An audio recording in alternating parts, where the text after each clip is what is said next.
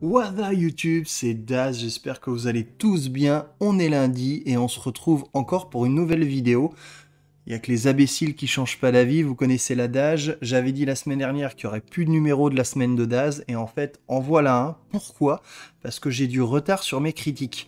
Maintenant que je veux faire une critique égale un média, si j'accumule le retard, c'est pas bon. Donc là, je fais une vidéo, ça va être vraiment très rapide, il n'y aura pas de bande-annonce, il n'y aura rien. Mon avis va durer 1 minute, j'ai 4 choses à vous présenter, ça va être une vidéo courte, un avis express. Au moins, je me serai débarrassé de ça, vous aurez mon avis, et après on reviendra au numéro classique. Alors c'est parti, comme d'habitude, hein, évidemment, l'abonnement, le partage, vous connaissez la chanson, si le format vous plaît, puis surtout ça m'aide énormément à grandir, c'est important, je vous en remercie. On se retrouve après le générique pour mon avis express sur les 4 choses. Attention, c'est parti!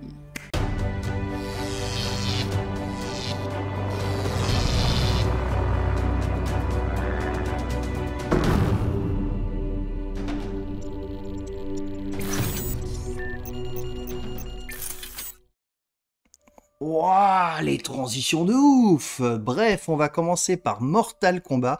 Ça fait déjà quelques semaines que je l'ai vu, mais comme il n'était pas sorti de manière officielle, j'en avais pas parlé avant. Donc on va être très court, ce que c'est le but de cette vidéo. J'ai beaucoup aimé ce Mortal Kombat. Déjà, je suis fan de la licence. Depuis tout jeune, je joue à ces jeux vidéo-là. Clairement, j'ai posé mon cerveau par terre et j'ai regardé. Alors, au niveau scénario, il n'y a pas ce tournoi mortel, le Mortal Kombat, clairement, c'est plus une introduction, on va dire. Par contre, il y a du gore, c'est drôle, on a les personnages connus, et il y a les phrases du type Wins, Fatality, enfin, tous les trucs qu'on attend d'un Mortal Kombat.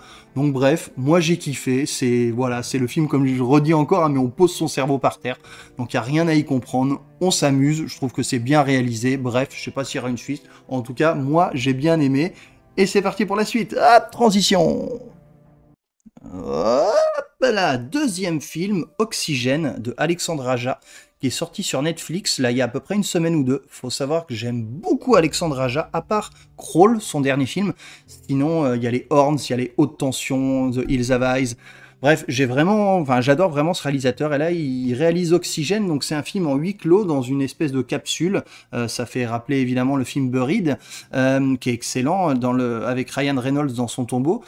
Clairement, vraiment excellent, bien réalisé. Il y a une bonne tension. Mélanie Laurent, c'est la seule actrice, elle est vraiment parfaite. Il y a un twist scénaristique que j'ai clairement pas vu venir.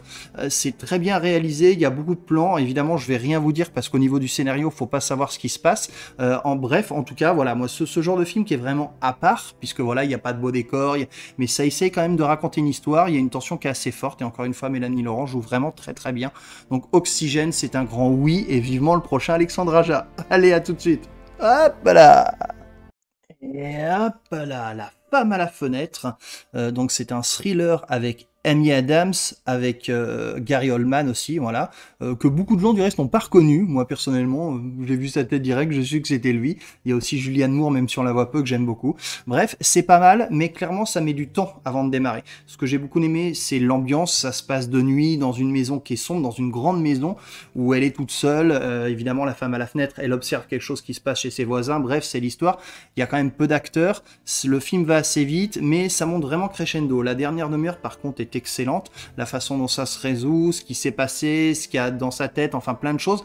Le film est psychologiquement important, on va dire, et j'ai bien aimé. Voilà, c'est pas un des plus grands thrillers que j'ai vu ces derniers temps, mais clairement, c'est bien, et surtout, encore une fois, une très bonne performance de Amy Adams, qui est vraiment une très bonne actrice.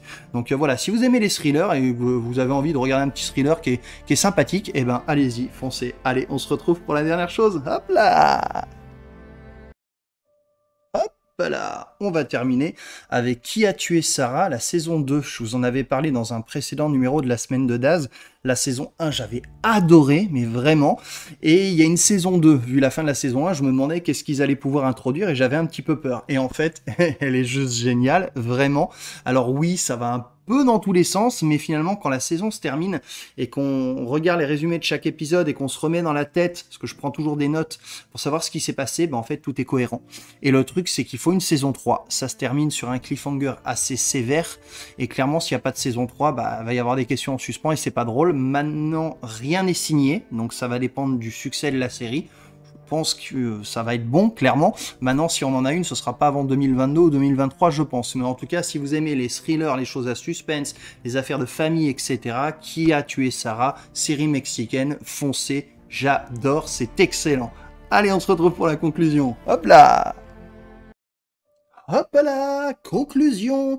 Alors du coup, vous avez eu mon avis express sur ces 4 films ou séries. Voilà, comme ça c'est fait. Je suis à jour dans mes visionnages. Vous allez avoir très rapidement la critique du film Le Dernier Voyage que je suis allé voir au cinéma avec mon meilleur ami le week-end dernier. Et puis bah là, je vais commencer à réenchaîner mes sorties au cinéma, les nouveautés Netflix, Prime. Voilà, donc là vous allez me revoir évidemment rapidement. Merci à tous ceux qui sont là, qui commentent, qui likent à chaque fois.